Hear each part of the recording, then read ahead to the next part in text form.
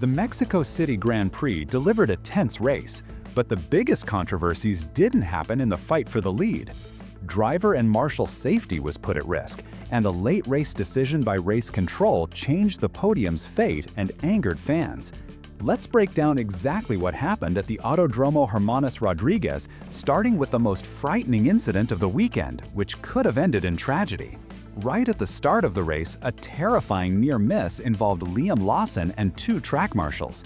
The FIA has already commented on what we saw, and the situation is more complex than it first appeared. The marshals were on the track clearing debris from the first lap at the exit of Turn 1. The problem is that Liam Lawson pitted at the end of the first lap.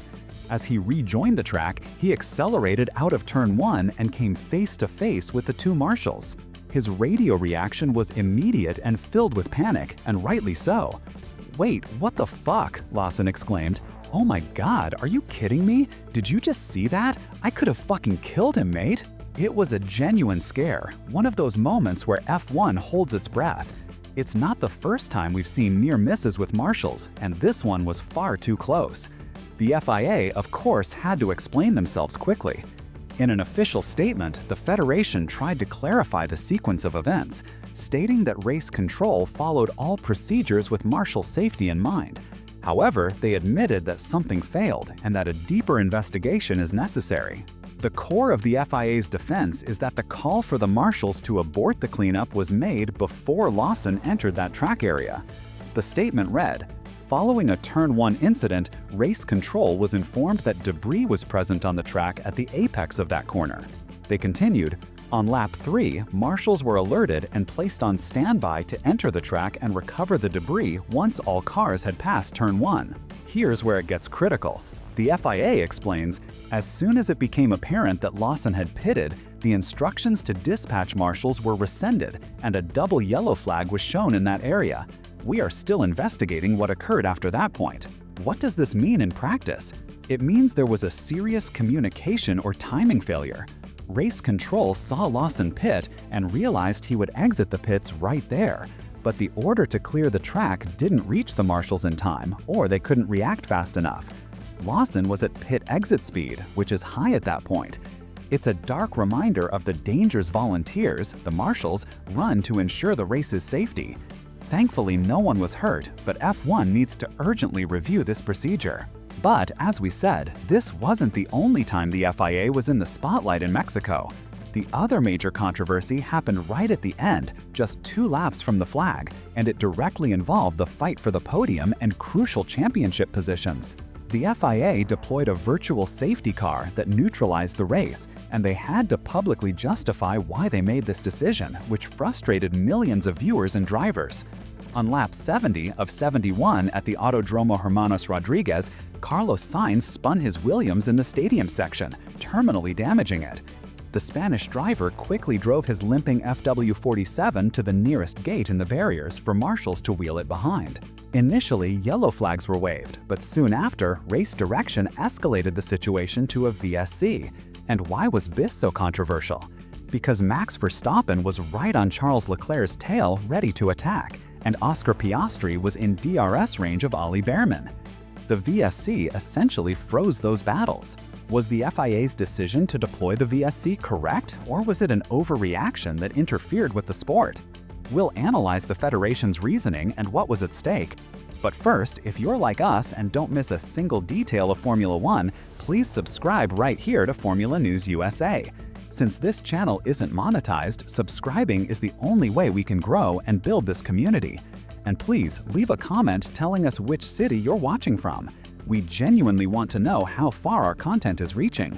This feedback is critical and tells the YouTube algorithm that our channel is relevant and should be recommended to more people. It costs you nothing and makes all the difference for us. Continuing our analysis of the FIA's controversial decision at the end of the Mexican GP, the main question was, why deploy a virtual safety car for a car that already seemed to be in a safe spot? The initial impression for everyone watching was that the intervention seemed like an overreaction, an excess of caution that robbed fans of an exciting finish. Max Verstappen and Oscar Piastri were directly affected, both in battles that could have changed their race positions and, in Piastri's case, the championship lead. However, the FIA released a detailed statement with photos to explain exactly why the VSC was deemed necessary. The federation emphasized that although Sainz tried to get the car to the escape road, the situation was more dangerous than it appeared on the TV broadcast. The official statement on the Carlos Sainz incident read, "Sainz spun and stopped in the runoff area on the outside of turn 14. His car came to a halt in an exposed position." That's the first key point. In race control's view, the car was not fully out of danger. But the decisive factor was what happened next. The car subsequently began smoking, and race control received notifications of fire, making it clear that marshal intervention would be required for recovery. Here is the key. The moment a car needs external assistance, meaning marshals on track to put out a fire or move the vehicle, the safety protocol changes completely. The FIA continued. As is standard procedure when marshals are deployed to recover a car, the race is neutralized. In this case, a virtual safety car, VSC, was triggered until the car was moved to a safe location behind the barriers. The race resumed with about half a lap remaining, which of course was not enough time for Verstappen or Piastri to attempt any move. The FIA concluded the statement by thanking the local volunteer marshals, highlighting the vital role they play in the sport's safety. But let's be fair, was the decision really correct, or was it an excess of bureaucracy that ignored common sense with only one lap to go? Analyzing the third text we received, it's clear the FIA prioritized its safety obligation above any sporting considerations. Sainz did in fact stop the car with its nose already behind the barrier, as the onboard vision showed. However, the rear of the car was still partially on the racing surface, or at least very close to it.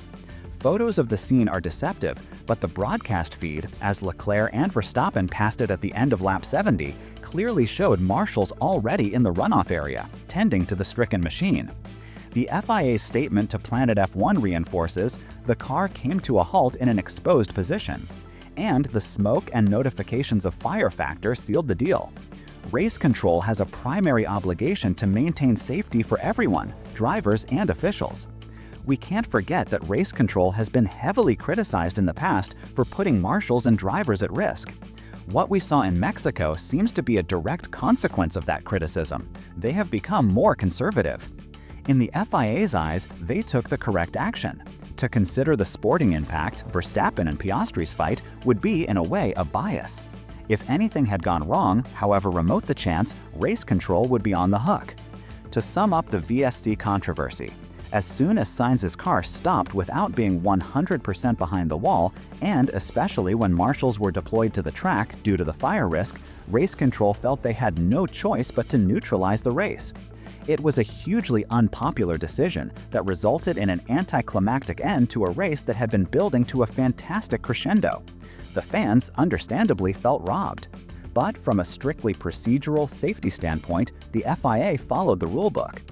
Leaving the race direction controversies aside, the mood inside the teams was also heating up. At Mercedes, George Russell was furious with the team, and his radio messages during the race exposed a clear internal conflict with his teammate, Kimi Antonelli.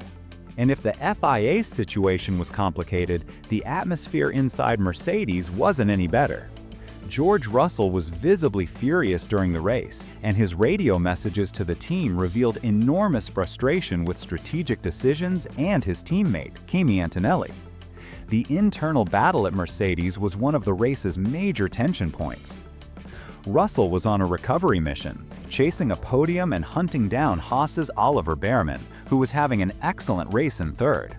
However, Russell found himself stuck behind Antonelli. He felt he had much more pace but was losing crucial time lap after lap, stuck in his teammate's DRS train. To make matters worse, he had Oscar Piastri in a much faster McLaren right behind him, ready to pounce. Russell's frustration began to boil over on the radio. When he informed the team he had more pace, his race engineer, Marcus Dudley, gave a response that was clearly not what Russell wanted. "Okay, well, you're free to overtake." That's not a team order, that's a figure it out yourself. Russell's irritation grew. In a later exchange, he was sarcastic about the threat from behind. "I've got a fucking McLaren up my ass. Want me to let him past?" To which the engineer replied, "No, thank you." Russell shot back, "Nah, just checking." The boiling point came when the engineer tried to talk about management, mentioning that rear surface temperatures are sky high and asking to get these under control. Russell exploded. Shouting on the radio, he said, "Marcus, I've got a fucking car up my ass, okay? A car much quicker than ours. I'm trying to hold position. I've got much more pace than Kimi here, and we can fight for a podium. I'm happy to give the position back if I don't achieve it, but my tires are just getting fucked sat here." When the order to swap finally came, several laps later, it was too late. Russell, exasperated, let out a sarcastic, "Ah, great," when Antonelli let him by. The damage was done. His tires, which he tried to preserve, had overheated in the chase, and he no longer had the pace to attack Behrman. In the end, Mercedes' strategy fell apart. Russell not only failed to catch Behrman, but had to give the position back to Antonelli. The result was a disappointing 6th place for Antonelli and 7th for Russell, with Piastri and Behrman finishing ahead of them both. After the race, Russell explained his frustration.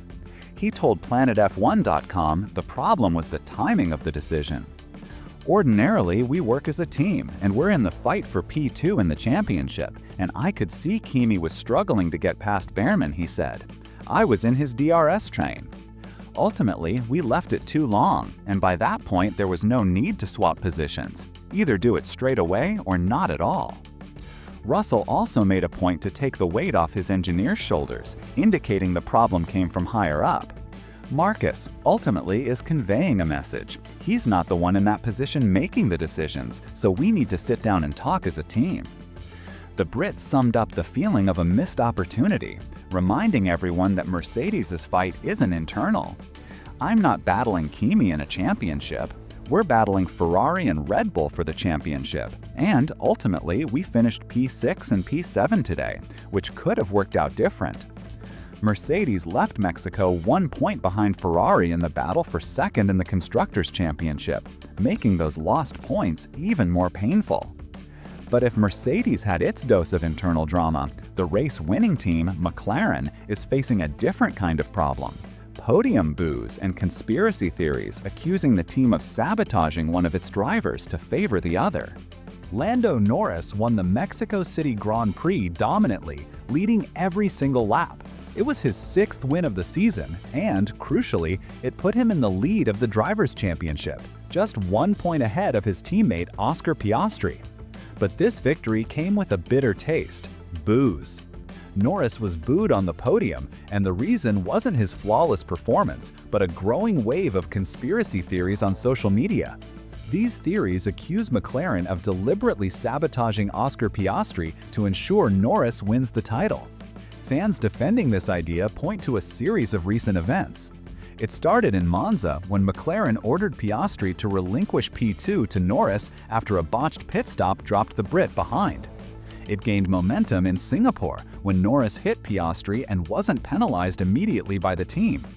And the controversy grew in the United States when the Singapore sanctions were lifted after Piastri was clobbered into Norris in a multi-car sprint collision.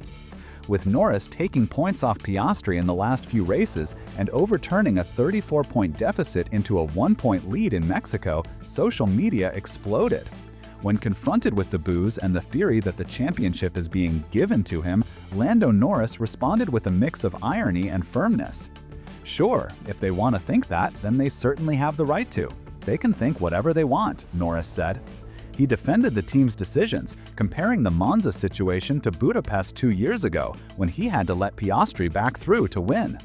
"It was no different to that really. Like Oscar deserved the win last year in Budapest, I deserve to be ahead in Monza. Simple as that."